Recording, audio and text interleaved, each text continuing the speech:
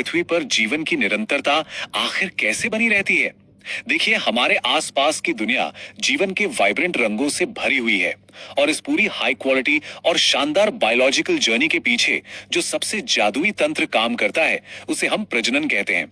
आज की इस चर्चा में हम जंतुओं में प्रजनन की इसी अद्भुत प्रक्रिया को समझने वाले हैं, जिसमें कुदरत के कई बेहद दिलचस्प रहस्य छिपे हैं। लेकिन इस पूरी यात्रा में गहराई तक जाने से पहले हमारे सामने एक बहुत ही अहम और दिलचस्प सवाल आता है। आपने अक्सर इन विट्रो फर्टिलाइजेशन या आईवीएफ का नाम सुना होगा, है ना? तो ये असल में होता क्या है? ये विज्ञान का वो चमत्कार है जिसने जीव विज्ञान की दुनिया को पूरी तरह से बदल कर रख दिया है। हमारे आज के इस एक्सप्लेनर का अंतिम लक्ष्य इसी जटिल सवाल का एक बहुत ही सरल और स्पष्ट उत्तर खोजना है। पर वहां तक पहुंचने के लिए हमें पहले प्रकृति के कुछ बुनियादी नियमों को समझना होगा। तो चलिए, आज के इस एक्सप्लेनर में हम क्या क्या कवर करने वाले हैं फटाफट देख लेते हैं।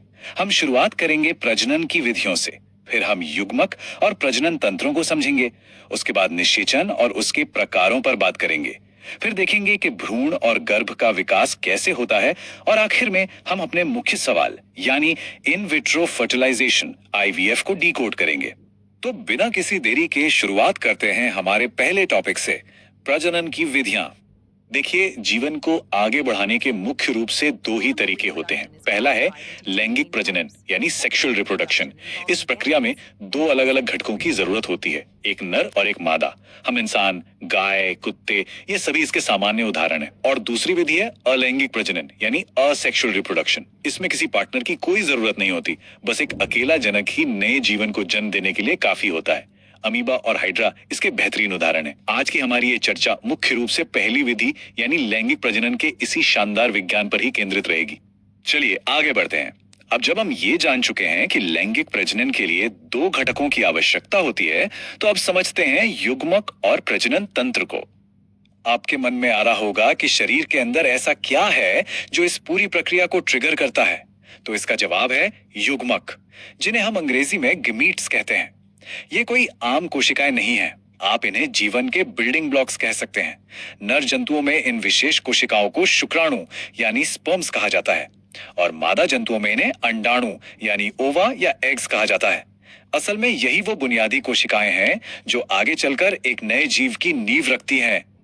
अब जरा इन विजुअल्स पर ध्यान दीजिए। जो बात वास्तव में सबसे दिलचस्प है वो ये है कि नर और मादा प्रजनन तंत्र अपनी संरचना और काम करने के तरीके में बिल्कुल अलग होते हैं, लेकिन फिर भी एक दूसरे के परफेक्ट पूरक हैं।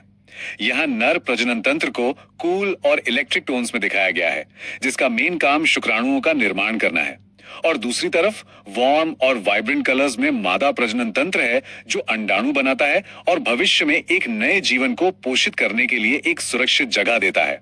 सच में ये दोनों ही तंत्र प्रकृति के सबसे बेहतरीन डिजाइन का नमूना है। दोनों तंत्रों को समझने के बाद अब आते हैं हमारे तीसरे पड़ाव पर, निषेचन यानी फर्टिलाइजेशन और इसके प्रकार। फर्टिलाइजेशन असल में वो जादुई पल है जहां से एक नया जीवन अपनी पहली सांस की ओर कदम बढ़ाता है।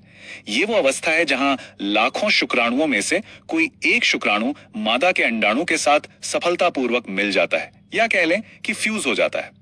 इस मिलन से एक सिंगल सेल बनती है जिसे युग्मनज या जाइगोट कहते हैं। बस जीवन की असली शुरुआत यहीं से होती है। और हाँ, ये निषेचन भी अलग अलग जंतुओं में अलग अलग तरीके से होता है। पहला तरीका है आंतरिक निषेचन।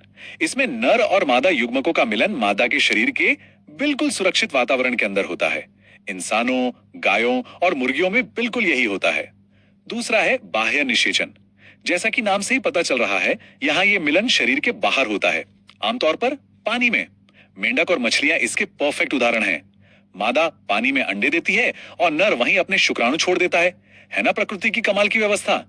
अब हमारा चौथा टॉपिक है भ्रूण और गर्भ का विकास। निषेचन चाहे शरीर के अंदर हो या बाहर, एक बार जब जाइगोट बन गया तो उसके बाद विकास की एक बहुत ही असाधारण यात्रा शुरू होती है। चलिए देखते हैं कि यह पूरी कहानी कैसे आगे बढ़ती है। इसे इन 4 स्टेप्स में समझते हैं। स्टेप 1, युग्मक आपस में मिलते हैं। स्टेप 2, वो सिंगल सेल यानी जाइगोट बनता है।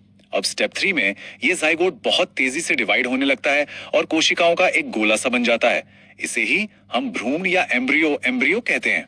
ये भ्रूण मादा के गर्भाशय की दीवार से चिपककर अपना पोषण लेता है और अंततः स्टेप 4, जब इस भ्रूण में हाथ, पैर, सिर और आंखें जैसे शरीर के अंग साफ साफ दिखने लगते हैं, तब इसे गर्भ या फीटस कहा जाता है।